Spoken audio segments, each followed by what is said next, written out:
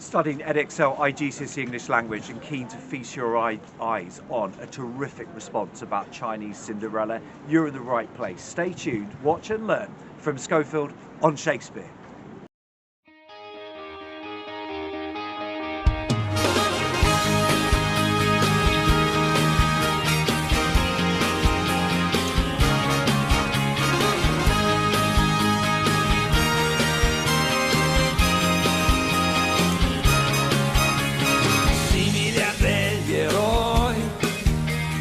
Abbiamo il cuore a strisce, portaci dove vuoi.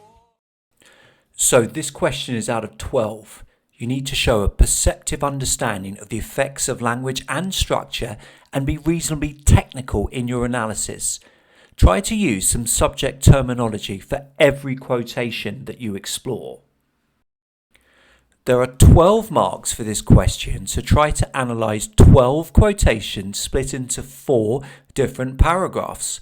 However, make sure that you're sharply focused on the question and don't just regurgitate generic analysis from your own annotations. Subject terminology is very important with this exam board. Make sure that your analysis is as technical as possible. This video is going to explore this question. How does Ma use language and structure to present her feelings and her relationship with her parents? Jot this down. And consider the text in light of this question as it appears on screen at 5-second intervals. You may like to add additional annotations to your own copy of the text, choosing quotations particularly pertinent to this question.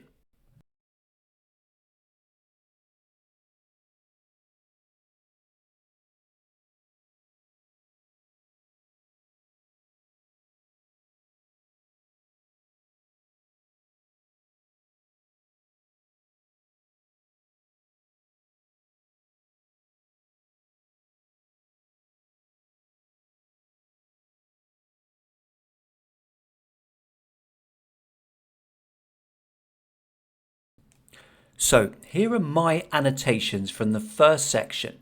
Notice that I don't just underline willy-nilly. I genuinely annotate using technical terminology. And I explore the effect in relation to the question. So have a look at my annotations on the text as a whole, pressing pause on each side to absorb and ponder.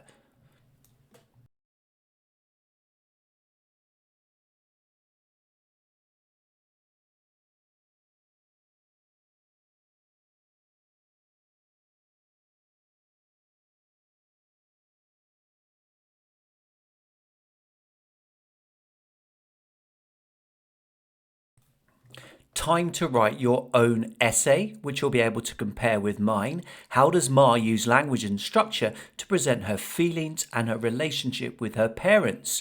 Remember to write 4 chunky paragraphs, each exploring 3 quotations. No need for an introduction or a conclusion, and plenty of technical terminology, please, so get cracking and press pause now.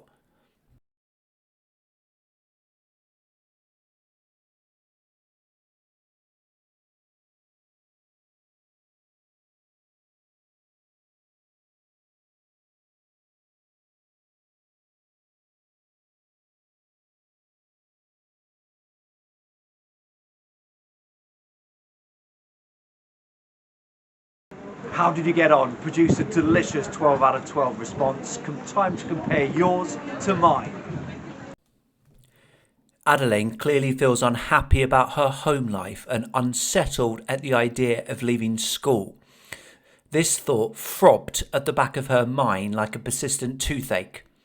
This similarly implies that she feels a continual nagging pain at having to leave a school where she feels she belongs, as implied by her involvement in the game of Monopoly. This is also confirmed by the verb throbbed, which implies these worries are pulsing painfully within her mind. When she is told that her chauffeur is there to take her home, it is notable that she is full of foreboding. This adjective phrase confirms deep-rooted feelings of concern at the prospect of being called to see her family. She feels that this is likely to result in something bad occurring. Indeed, as she heads to the car, she runs as in a nightmare. This simile suggests she feels disconnected and in a separate, frightening universe. The fact that she assumes the only reason she has been summoned is because someone has died implies that she has a distant relationship with her family and parents. She feels like she is a largely unwelcome outsider. Adelaine is so detached from her home life that she is unaware that her family have moved house. She asks the chauffeur foolishly, "Where are we?" The adverb foolishly confirms her feelings of awkward embarrassment as she had to resort to asking a servant a question she, as a daughter, should know, whilst a simple sentence structure draws attention to her ignorance. When she enters the house, she is told, "Your mother is out playing bridge. Your two brothers and little sister are sunbathing by the swimming pool." These two consecutive simple sentences show the lack of interest in Adelaine's return from the majority of the family and imply that she may be seen as someone insignificant and unimportant. Thus, when she learns that her father wants to see her, she is overwhelmed, as she has never previously been asked to see him in his room. The adjective overwhelmed suggests that she feels incredulous at being summoned, and also implies the irregularity of her contact with her father. This is not something that has previously occurred, hence the adverb never. And so Adelaine is left feeling curious as to why her father is suddenly expressing an interest in her and her life. Adelaine's father's language and his daughter's reaction confirms that their relationship is formal and rather awkward. Seeing that his daughter is nervous, he cries, sit down, don't look so scared." His repeated use of imperatives confirms the power dynamics between the pair. The father is the one in control, who is at ease giving short, abrupt instructions. The fact that he can tell that Adelaine is frightened shows just how nervous she is at being unexpectedly called to see him. When he reveals that she has won a prestigious international literary competition, her reaction is telling. Is it possible? Am I dreaming? Me, the winner? These very short rhetorical questions show Adelaine's incredulity at achieving something significant, whilst the position of the pronoun me at the beginning of the final question may imply that she is not being brought up to believe in her own capabilities and potential. Thus she is left overjoyed and her whole being vibrated with all the joy in the world. She only had to stretch out her hand to reach the stars. The use of hyperbole emphasises Adelaine's unexpected happiness, which is unexpected both in terms of winning the competition and receiving her father's praise. She is so happy that she can feel her entire body pulsing with joy, whilst the figurative language shows that she now feels like she can achieve anything. In the final section of the extract, Adelaine's joy is slightly dampened by her father's reaction to her suggestion that she could be a writer. Initially, he implicitly agrees that she could study in England, leaving her to reflect, going to England is like entering heaven. This childish simile shows Adeline's sense that this opportunity would be blissful and paradisiacal, although the reader may suspect that some of this euphoria may stem from being away from her own family. However, her father scoffs at the idea of her studying literature. This verb shows him scorning Adelaine's ambition and reverting to his assumed previous role as disinterested dismisser. The compromise is that Adelaine will go to England with third brother this summer and will go to medical school. Note the forceful use of the future tense within a brutal compound sentence. These are orders rather than kind suggestions. Nonetheless, it is clear that Adeline feels a degree of hope about her future in a way that wasn't present during her school game of Monopoly.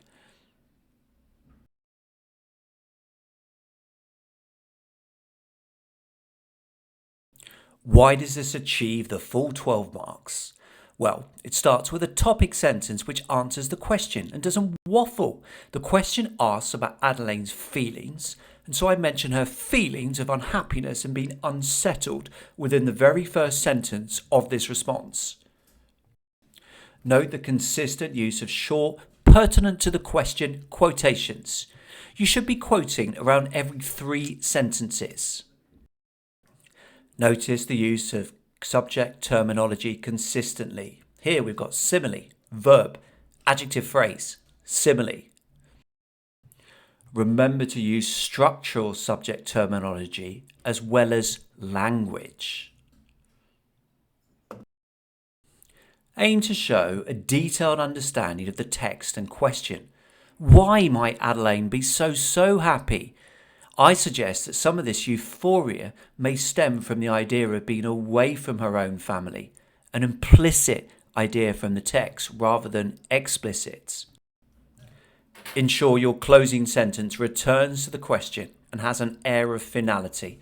Nonetheless, it is clear that Adelaine feels a degree of hope about her future in a way that wasn't present during her school game of Monopoly.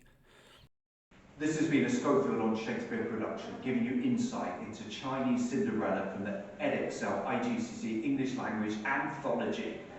Many thanks for watching.